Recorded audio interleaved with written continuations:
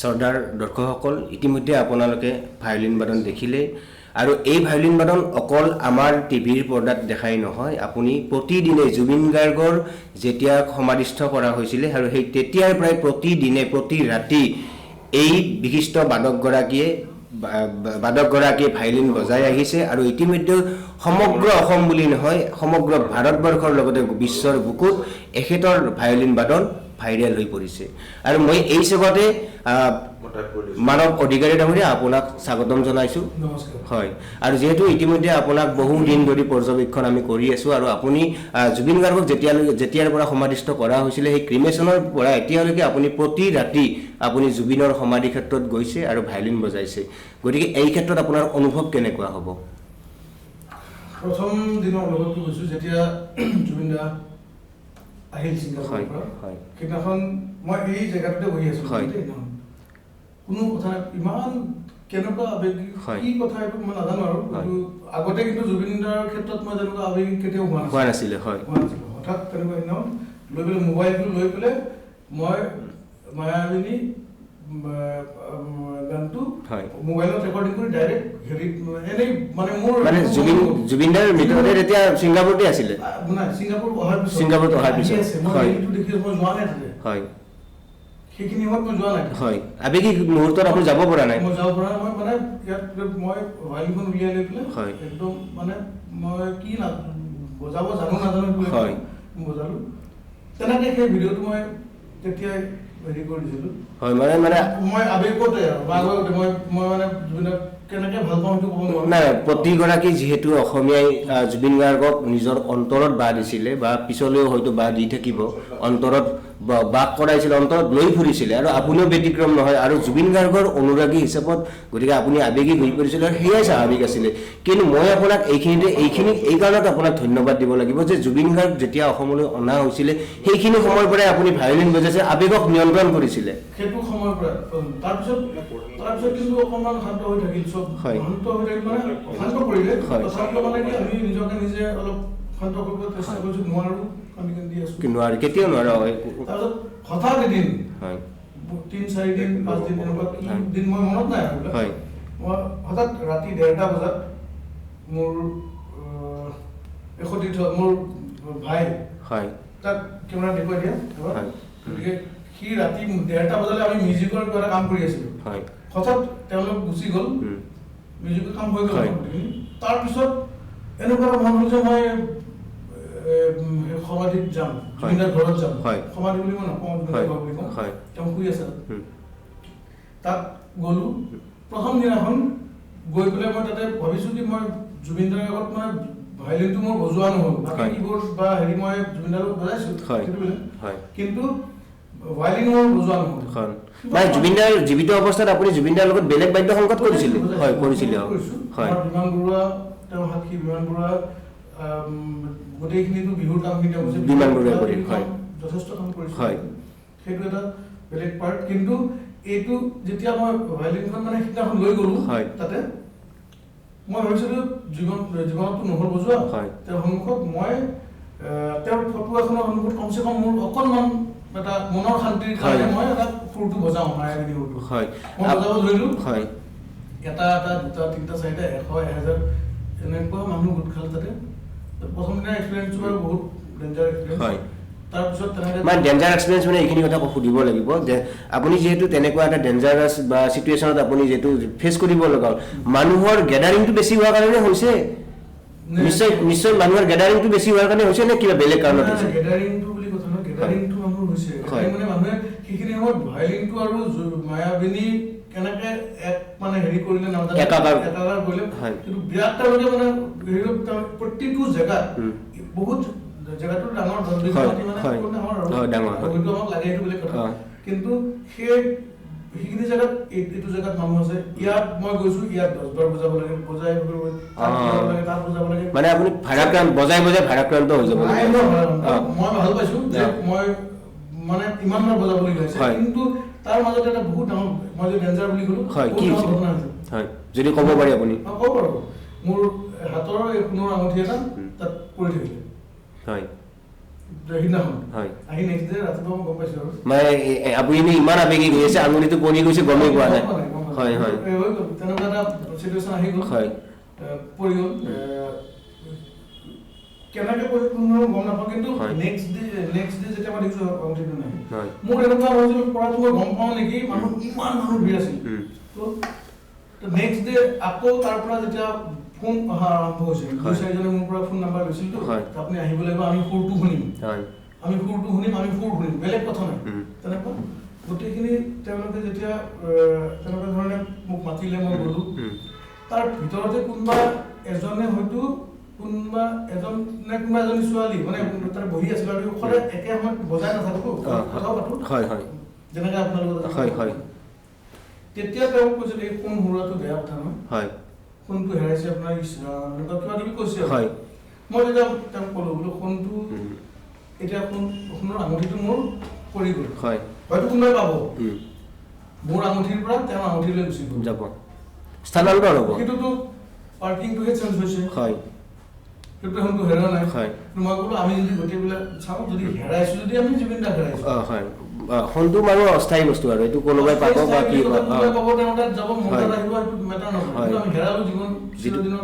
অমূল্য সম্পদ এটা যিহেতু আমি অসমবাসীয়ে হেৰুৱাইছো গতিকে আপোনাৰ আক্ষেপ নাছিলে কিন্তু যিহেতু আপুনি প্ৰতিদিনে গৈছে কিন্তু প্ৰতিদিনে আপোনাৰ এটা নতুন নতুন অভিজ্ঞতা হৈছে তাত গৈ যে কোনোবাই হয়তো কৈছে যে ইয়াত বহুত মই এছঅপি যে কিবা দিছিলে এছঅপি দিয়া নাছিলে কিন্তু এছঅপি দিয়াৰ কথা এটা আহিছিলে এনেকুৱা ইমান ধুবুৰী শদিয়া লখিমপুৰ যোৰহাট শিৱসাগৰ ইমান দূৰৰ পৰা মানুহ গাড়ী ভাড়া কৰি নিজৰ গাড়ী লৈ পেলাই আহে আমি সেইখিনি কথা পাতিম যিহেতু আপুনি সঁচা অৰ্থত প্ৰকৃত অনুৰাগী কাৰণ এইটো কথা নিশ্চিতভাৱে ক'ব লাগিব আপোনাৰো হয়তো নিশ্চিতভাৱে জ্ঞাত যে জুবিন গাৰ্গৰ নিচিনা মহান শিল্পীগৰাকীৰ সকলোৱে আমি অনুৰাগী কিন্তু কিছুমানে হয়তো কিবা এটা মাইলেজ লোৱাৰ কাৰণে মিছাকৈ কিবা বেছি অনুৰাগী দেখুৱাইছে কাৰণ জুবিনৰ আপুনি নিজেই কৈছে যে জীৱিত কৰোঁতে আপুনি জুবিনৰ একেবাৰে বহুত অনুৰাগী আছিল মই ব্যক্তিগতভাৱেও জীৱিত কৰোঁতে মৰণ কৰোঁতে আজীৱন মই অনুৰাগী হৈ থাকিম কিন্তু কিছুমান এনেকুৱা মানুহ আছিলে যিসকল মানুহে তেওঁলোকে জুবিন গাৰ্গক জীৱিত কৰাত বিচৰা নাছিলে প্ৰত্যাখ্যান কৰিছিলে এক প্ৰকাৰ অৱশ্যে এইবিলাক কথা ৰাজনৈতিক ভিতৰ চৰাতে পৰিব আমি এইবিলাক কথা পাতিব নাযাওঁ যিহেতু আপুনি প্ৰতিদিনে জুবিন ক্ষেত্ৰত গৈছে বা জুবিন গাৰ্গৰ লগত আপোনাৰ এতিয়া নহয় এতিয়া আত্মাৰ লগত নিকট সম্পৰ্ক এইটো কথা মই নকওঁ আপুনি জুবিন গাৰ্গ জীৱিত থাকোঁতেও আপোনাৰ যিহেতু নিকট সম্পৰ্কীয় আছিলে আৰু অনাগত সময়ত আপুনি ভায়োলিন বজাই তেখেতক আপুনি ট্ৰিবিউট দিলে বা আৰু আপুনি সদায় ট্ৰিবিউট যচাৰ কথাটো আপুনি কৈছে বা ট্ৰিবিউট যাচিব যিহেতু আপুনি যথেষ্ট আৱেগিক বা আমি সকলোৱে আৱেগিক কিন্তু আপুনি আমি যেতিয়া পডকাষ্টৰ পাতনিতে আমি এটা কথা পাতিছিলোঁ আপুনি মোক কৈছিলে যে জুবিন গাৰ্গৰ সমাধি ক্ষেত্ৰক লৈ আপোনাৰ বিশেষ কিছু পৰিকল্পনা আছে বা চৰকাৰ বা অসমৰ প্ৰতিগৰাকী ব্যক্তিক আপুনি আহ্বান জনাব বিচাৰে কেনেকুৱা আহ্বান জনাব বিচাৰে ভাল একদম মোৰ মনৰ কথাটো মই ক'ব বিচাৰিছো আৰু এইটো চৰকাৰকো মই আপোনালোকৰ চেনেলৰ থ্ৰুত জনাব বিচাৰিছো বা ৰাইজকো কথাটো কৈছো যে উচিত অনুচিত ব্যৱহাৰ কৰোঁ কথাটো হ'ল কি আমি তাত আজি ইমান দিনে ইমান সব জেগাৰ পৰা মানুহ আহি আছে এটা পৰ্যটন স্থলীৰ নিচিনা হৈছে আজি কামাখ্যা মন্দিৰ যেনেকুৱা এটা হেৰি তাতকৈ কিজানি অকণমান কম নহ'লে বেছি মানুহ হৈ আছে কোনেও কাকো মতা নাই আহিছে গতিকে তাত কি হ'ব এতিয়া হয়তো জুবিন ক্ষেত্ৰ হ'ব বা জুবিন ক্ষেত্ৰ বুলি হয়তো হৈছেই, কিন্তু এতিয়া তাত আৰু বেলেগ কি প্ৰকল্প হ'ব ভৱিষ্যতে, কেনেকুৱা ধৰণে আমি তাতে চৰকাৰে কি ধৰণৰ কাম কাজ কৰিব তাতে, তেনেকুৱা ধৰণৰ এটা চিন্তা চৰ্চা আমাৰ মানে মিউজিক শিল্পীৰ মাজত হৈছে আৰু মই মোৰ মতামতটো সেইটো জনাইছো যে তাত আচলতে ৰিহাৰ্চেল হাব এটা মানে সংগীত শিল্পীবিলাক যিবিলাক আমাৰ নতুন প্ৰজন্মৰ শিল্পী বা আমাতকে আগৰ শিল্পী বা আমাৰ পিছৰ আৰু যোন আহি আছে তেনেকুৱা গোটেইবিলাক শিল্পীৰ তাত এটা ৰিহাৰ্চেল হাব হ'ব লাগে। কাৰণ মই এটা অনুভৱ কৰিছো তাতে গৈ এই মায়াবিনী গীতটো বজাই মই ৰিহাৰ্চেল কৰিছো, প্ৰেক্টিচ কৰিছো, বহুত গান, অকল মায়াবিনীয়ে নহয় তাত বহুত গান বজাব লাগিছে, মোৰ প্ৰেক্টিচ হৈছে। গতিকে ঠিক তেনেকুৱা ধৰণে তাতে এটা এনেকুৱা চৰকাৰে প্ৰকল্প লওক য'ত মানে এটা তাত rehearsal hub, jamming hub, music jamming hub হওক, তাত বহুত মানে তেনেকুৱা ৰুম থাকক য'ত অজস্ৰ আমাৰ শিল্পীয়ে মানে ৰিহাৰ্চেল দিন ৰাত তাতে ৰিহাৰ্চেল কৰিব। তাৰ কাৰণে হয়তো মেইনটেনেন্স ফি কিবা লাগিব পাৰে, চৰকাৰে নিৰ্ধাৰণ কৰিব, কিন্তু তেনেকুৱা পৰিৱেশ এটা সৃষ্টি কৰক, তেনেকুৱা প্লেটফৰ্ম এটা বনাই দিয়ক, প্ৰেক্ষাগৃহত যিটো 10 বিঘা মাটি আছে প্ৰেক্ষাগৃহ নিশ্চিতভাৱে হ'ব পাৰে সেইটো কথা। কিন্তু মই জানো যে মই জনাত মানে গোটেইবিলাক আমি বিলাক মানে বজোৱা মানুহে বা যোনে আমাৰ বজোৱা এটা জেগা নাই ভাল, আমি লগ হ'ব পৰা এটা জেগাত আমি লগ হৈ পেলাই ৰিহাৰ্চেল কেম্প এটা পাতো প্ৰত্যেকে, আৰু জুবিন দাও সেই ক্ষেত্ৰত বহুত শান্তি পাব। জুবিন দাক আমি কেতিয়াও এৰি দিব নোৱাৰো, এৰি দিব বিচৰা নাই। আজি আপোনালোকে প্ৰমাণ পাইছে যে আজি ইমান দিনে বিশ্বত এনেকুৱা ৰেকৰ্ড কিজানি নাই যে এজন কোনোবা মানুহ নোহোৱা হৈ গ'লে তেওঁক এনেধৰণে সাৱটি ৰাখিব, সদায় ৰাখিব লাগিব। আৰু ৰাখিব লাগিলে তেতিয়া ৰিহাৰ্চেল হাব কৰক, তেতিয়া প্ৰত্যেকটো আমাৰ নতুন প্ৰজন্মৰ আৰ্টিষ্ট, নতুন যিমান আমাৰ নীল আকাশ বা কুকুৰ কৈলাশ বা ভিগু কাশ্যপ যোনে নহওক কিয় বা আগ্ৰজ আমাৰ বিমানদা য'ত প্ৰগ্ৰেম কৰক তাতে এটা ৰিহাৰ্চেল হাব থাকিব, তাতে আমি গৈ ৰিহাৰ্চেল কৰিম। আৰু আপুনি যিটো ৰিহাৰ্চেল হাবৰ কথাটো কৈছে, গতিকে মোৰ এইখিনিতে মনত কথা এটা আহিছে, যিহেতু জুবিন গাৰ্গ বুলি ক'লে আৰু অসমীয়া সংগীত ক্ষেত্ৰখনত জুবিন গাৰ্গ বুলি ক'লে আৰু বেলেগ ক'বলগীয়া একো নাই। আৰু নিশ্চিতভাৱে জুবিনৰ সমাধি ক্ষেত্ৰত বা জুবিন ক্ষেত্ৰত যদি আমাৰ যিকোনো এজন ব্যক্তিয়ে যায়, তেওঁলোকৰ মনত এনেকুৱা এটা সাংগীতিক যি সুৰ আচলতে সেই সুৰ মনৰ পৰা আহে। গতিকে তাত যিহেতু আপুনি কৈছে হাব বনোৱা কথাটো, আৰু সেইটো নিশ্চিতভাৱে সকলো মানুহে তাত সংগীতৰ সাধনা কৰিব পাৰিব। সংগীত সাধনাৰ কেন্দ্ৰ হ'ব, অকল সংগীত বুলি নহয়, সাংস্কৃতিক চৰ্চা, তাতে থিয়েটাৰ বিলাকৰ ৰিহাৰ্চেল চেণ্টাৰ হওক, আৰু জুবিনে যিহেতু অভিনয়ত জড়িত আছিল, ফিল্মৰ কিবা তেনেকুৱা ধৰণৰ ৰিহাৰ্চেল যদি প্লেটফৰ্ম মানে লাগে তেনেকুৱা ধৰণৰ হওক, কাৰণ কিয় গোটেই আৰু সেই এটা পৰিৱেশ এটা তাতে সৃষ্টি হৈ থাকিব। এটা বিশ্বৰ পৰা মানে ভাৰতৰ পৰা হওক, গোটেই বিশ্বৰ পৰা মানুহ আহি পৰ্যটন কেন্দ্ৰ হ'ব, ওচৰ চুবুৰীয়া গোটেইখিনি মানুহৰ ওচৰ সেইটো এটা ইকনমিকেল ডেভেলপমেণ্ট হ'ব। গতিকে সেই বস্তুবিলাক চৰকাৰে চালে এতিয়া গম নোপোৱাকৈ আমি এটা মানে সেই জেগাটো কিমান ডাঙৰ এটা মানে এইটো কথা ক'ব বিচাৰিছে নেকি আপুনি যে জুবিন গাৰ্গে জীৱিত কৰাত অসমত বহুত দি গ'ল, আৰু এইখন যদি এখন যদি পৰ্যটন ক্ষেত্ৰ হয়, আৰু নিশ্চিতভাৱে যিহেতু তেওঁ যি অভিলেখ সৃষ্টি কৰিছে, গানৰ অভিলেখৰ কথাটো মই ক'ব যোৱা নাই, তেখেতে মৰাৰ পিছত যি অভিলেখ, গেডাৰিঙৰ ক্ষেত্ৰত যি অভিলেখ সৃষ্টি কৰিছে, আৰু ইতিমধ্যে তেখেতক গুগলে হামিং কিং হিচাপে তেখেতক বিবেচিত কৰিছে। গতিকে যদি এইটো জুবিন ক্ষেত্ৰখন যদি এটা ভাল পৰ্যটন ক্ষেত্ৰলৈ ৰূপান্তৰ কৰিব পাৰে, তেতিয়াহ'লে তাৰ পৰাতো আমাৰ অৰ্থনৈতিক দিশো বহুত স্বাৱলম্বী হ'ব, বহুতখিনি স্বাৱলম্বী, বহুত অসমীয়া মানুহ স্বাৱলম্বী হ'ব, আৰু চৰকাৰখনৰো বহুত সুবিধা হ'ব, বা আমাৰ অসমীয়া জাতিটোক তেওঁ যিটো ধৰণে ৰিপ্ৰেজেণ্ট কৰিছে বা কৰিব পাৰিব, কিন্তু মানে সঁচাকৈ আমি মানে কি ক'ম আৰু এইটো ইমান এটা তেওঁ মানে জীৱিত অৱস্থাত আমাক যি দি থৈ গ'ল, সেইটোতো আৰু গ'লেই আৰু এইটো গ'ল মানে আজি অহা 100 বছৰ, অহা 1000 বছৰ যে কোনোবাই বিট কৰিব সেইটো নোৱাৰিব, কিন্তু মৃত্যুৰ পিছতো আকৌ যি দি থৈ গৈছে। গতিকে সেই বস্তুটো আমি বুজি পাই পেলাই চৰকাৰে হওক, আমাৰ সাংস্কৃতিক অনুষ্ঠানবিলাকে গোটেইবিলাকে মিলি পেলাই গোটেই অসমবাসী আৰু এইটো পৰ্যটনস্থলী কৰিব লাগে। তাত গোটেইখিনি আমাৰ মানে কি মই যিটো কৈছিলোঁ আৰু কালচাৰেল হাব এটা হ'ব। আৰু বহুখিনি কথা পাতিলোঁ, আৰু জুবিন গাৰ্গৰ যদি আৰু এটা গান যদি আপোনাৰ শুনিব, আমি জুবিন গাৰ্গৰ গান কিন্তু ভায়লিনত অলপমান কঠিন প্ৰয়াস কৰিছোঁ। হয়, ঠিক আছে।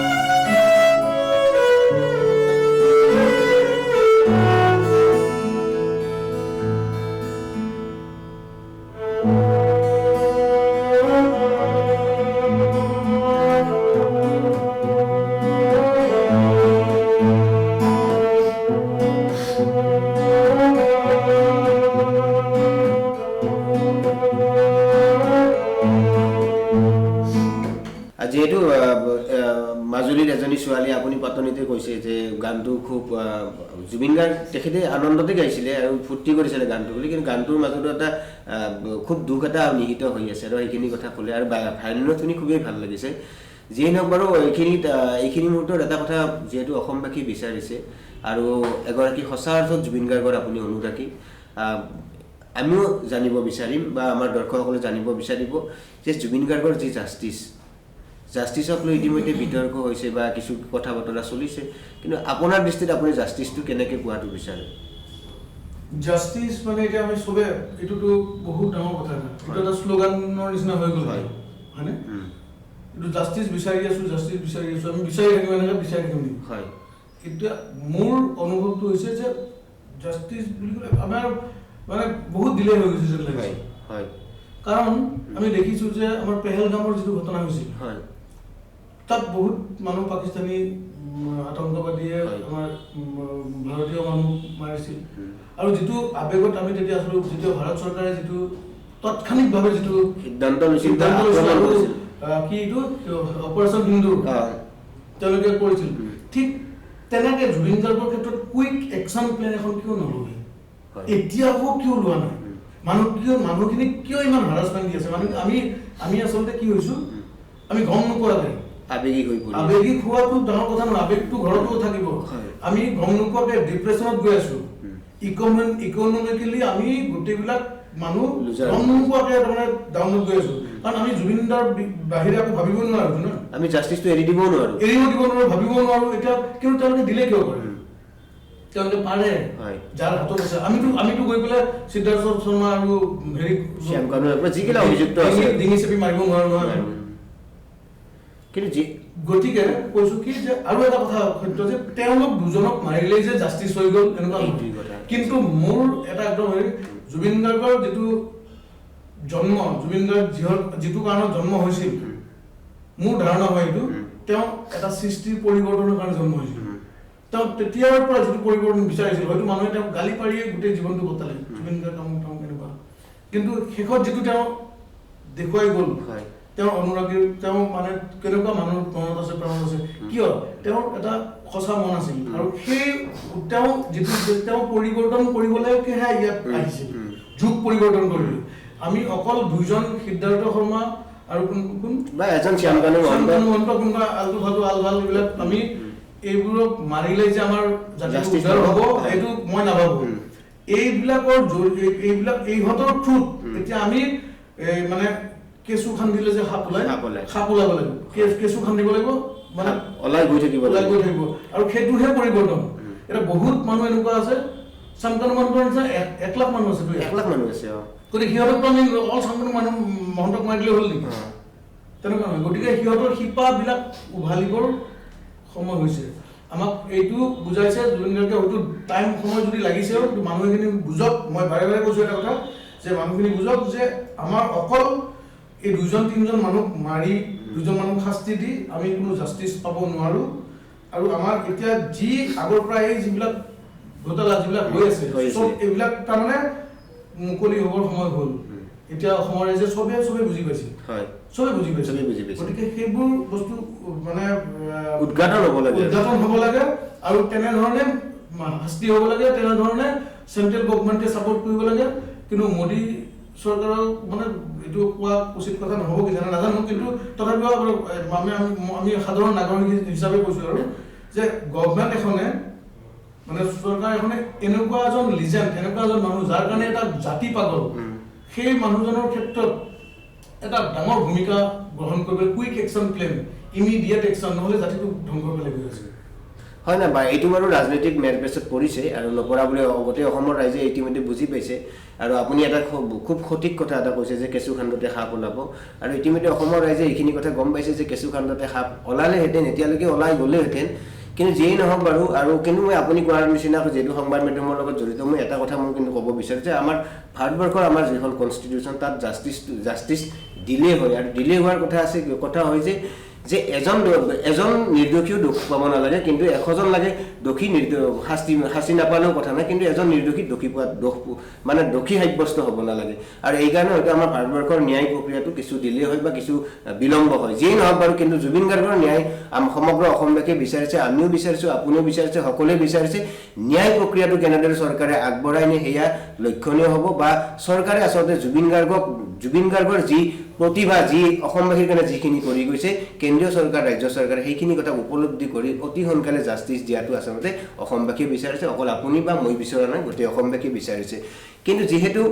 জাষ্টিচ প্ৰক্ৰিয়াটো যিহেতু আপোনাৰ মোৰ হাতত নাই, এইটো চৰকাৰৰ হাতত আছে বা ন্যায়ালয়ৰ হাতত আছে, কিন্তু আপুনি যিহেতু ইতিমধ্যে জুবিন গাৰ্গৰ কাৰণে আপুনি বহুত কিবা কিবি কৰিলে, আকৌ পিছত কি পৰিকল্পনা লৈছে? বিশেষ পৰিকল্পনা বুলি ক'ব লাগিলে মানে তেনেকুৱা ধৰণৰটো আৰু নহয়, কিন্তু মই এটা মোৰ নিজৰ মনৰ যিটো, মই আজি 20 বছৰ ধৰি সংগীতৰ লগত জড়িত, অলপ মাজতে হয়তো ব্যৱসায়ৰ লগত জড়িত আছোঁ যদিও মানে অকণমান কম আছিলে, এতিয়া অকণমান মানটো আকৌ ডাইভাৰ্ট হৈ গৈছে। কিন্তু মই এতিয়া জুবিন গাৰ্গৰ প্ৰতিটো তেওঁৰ সৃষ্টিৰ লগত মানে ডেইলি এটা গান তেওঁৰ মানে মোৰ ভাইলিনত যাতে উঠি আহে, মই সেইটো প্ৰয়াস কৰিম। আৰু আস্তে আস্তে অসমৰ ৰাইজক মই এটা গান, জুবিনৰ গান, জুবিনদাৰ গান ভাইলিনত দিবলৈ প্ৰয়াস মানে বাণীবদ্ধন কৰি আৰু এইটো আপুনি এতিয়া ভাবিবলৈ এক প্ৰকাৰ বাধ্যও হৈছে নেকি? কাৰণ ইতিমধ্যে সমগ্ৰ অসমবাসী ৰাইজে আপোনাৰ এই ভায়লিন বাদনৰ কথাটো জ্ঞাত হৈছে, আৰু আপোনালোকে হয়তো ব্যক্তিগতভাৱে ফোনো আহিছে বা আপোনাক দেখা পালে হয়তো কেতিয়াবা ভায়লিনটো নাথাকে, তথাপি আপোনাক ভায়লিনটো হয়তো এবাৰ বজাই দেখুৱাই ফোন কৰিলে এটা শুনাবৰত আছে নেকি? হয়, এনি টাইম তো আমি শুনাবৰত নাথাকো। হয়, তেনেকুৱা ধৰণৰ মানুহৰ এটা হেৰি হৈছে, সেইটোতো বেলেগ কথা। কিন্তু মোৰ তেনেকুৱা লাগিছে যেন মই বহুত আগতে ভাবিছিলোঁ এই কথাটো, যে জুবিনৰ গানখিনি মই মানে ভায়লিনত চেষ্টা কৰিম, অনামিকাৰ পৰা আদি কৰি শব্দ বা শিশু এনেকুৱা ধৰণৰ নতুন মানে আগৰ যিবিলাক এলবাম আৰু নতুন যিবিলাক গান, গতিকে গোটেইখিনি যিমানখিনি পাৰোঁ এটাকে ৰাইজক মই দিবলৈ চেষ্টা কৰিম, এটাকে ৰাইজক। আৰু মোৰ মনৰ শান্তিৰ কাৰণে, ৰাইজে কি ভাল পাব বেয়া পাব মই সেইটো নাজানো, বহুত সমালোচনা কৰিব, বহুতে ভালো পাব বেয়া পাব, সেইটো লগত কোনো লুকআউট নাই। মোৰ কৰি যাম, মই এটা গান দিম। আৰু তাৰ কাৰণে মোৰ লগত এজন মানুহ কিন্তু সদায় আছে, একদম আৰম্ভণি কৰা সেই ৰাতি 1:30 বজাৰ পৰা নহয়, দেৱজিৎ ব্ৰহ্ম। মই তাৰ নাম নললে নহ'ব, মই সি মোৰ লগত সদায় আছে। গতিকে আমি কামখিনি আগবঢ়াই আনিছোঁ, তেনেকৈ আমি আগবাঢ়ি যাব চেষ্টা কৰিম নিশ্চিতভাৱে। আৰু অসমবাসী ৰাইজৰ আশীৰ্বাদ আপোনাৰ শিৰত আছে, গতিকে আপুনি যিটো পৰিকল্পনা লৈছে সেই পৰিকল্পনা সফল ৰূপত ৰূপায়ণ হ'ব। আৰু আপুনি যিহেতু ব্যস্ততাৰ মাজেৰে আমাক এইখিনি সময় দিলে, আৰু এই সময়খিনি দিয়াৰ কাৰণে আকৌ এবাৰ ফৰ্মেশ্যনৰ পৰা আপোনাক ধন্যবাদ জ্ঞাপন কৰিছোঁ। ধন্যবাদ, আপোনালোক সকলোকে ধন্যবাদ জ্ঞাপন কৰিছোঁ। আজি যে মোৰ অকণমান কিবা এটা আপোনালোকে ওচৰত আহি কিবা এটা কথা বতৰা পাতিছে, মোৰ ভাল পাইছোঁ, ভাল লাগিছে। ধন্যবাদ।